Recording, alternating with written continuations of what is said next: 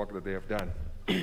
I'll also want to thank my committee for the support that they've also given us when we are doing the budget and we are looking on the issues that are there. Let me talk about agriculture, and I'll also share, as my colleagues have said, we have a lot of challenges, and we think that there's a lot of challenges that needs to be addressed. Agriculture, as everybody knows, is the backbone of this economy. Agriculture is an area that really needs to be looked into.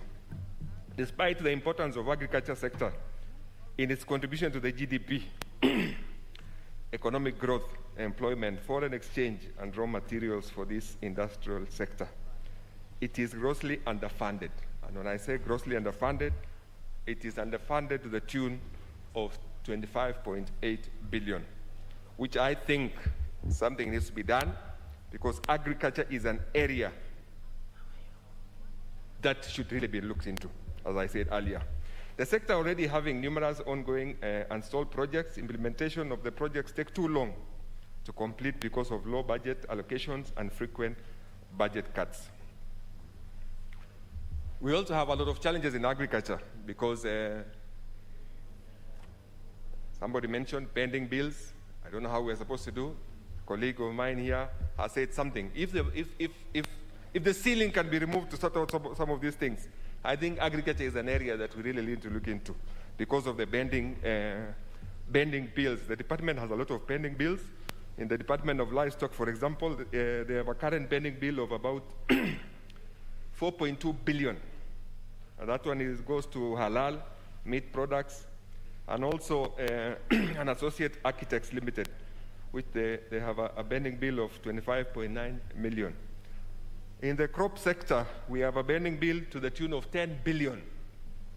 So I believe that if something could be done, some of these challenges, and in the crop sector, looking also in the cereal sector, it is really having challenges because of that. And we will also be looking and telling Treasury that they need to really work on that so that we're able to change some of these challenges that are facing the agricultural sector. We have some policy recommendations that we did in the committee. The sector is already having numerous ongoing stalled projects, as I had said earlier. The National Treasury to provide additional funding to reduce the funding gap on the budget so that the State Department, the policies under the sector, and direct drivers in the achievement of the Big Four agenda, in addition to the sector of the mainstay of the economy, contributing to approximately 61% directly, 34% and indirectly 27% GDP. The State Department the State Department to improve on the efficiency of utilization of the development budget allocation while adhering to the relevant laws and to ensure that the projects are completed within the planned duration and the expected returns and service to achieve the soonest. On the overall expenditure of the project, the program resulting from budget cuts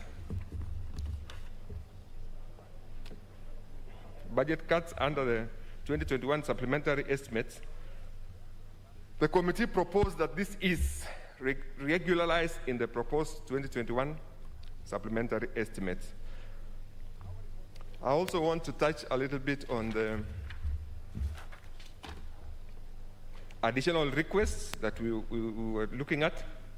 And we believe that the National Treasury allocated 1.5 million for the post-COVID economic stimulus program, on which it was not given, or rather they relocated their money, and which we felt that agriculture, being an area that grew, especially at that very tough moment, we thought that they should deserve that.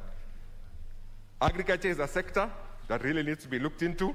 Like I said, pending bills, we are suffering a lot, and we need to look into it. Let me end there. Thank you so much. Thank you, Honorable Speaker. The Honorable Aseka, Member for Huisero. Thank you, Honorable Speaker.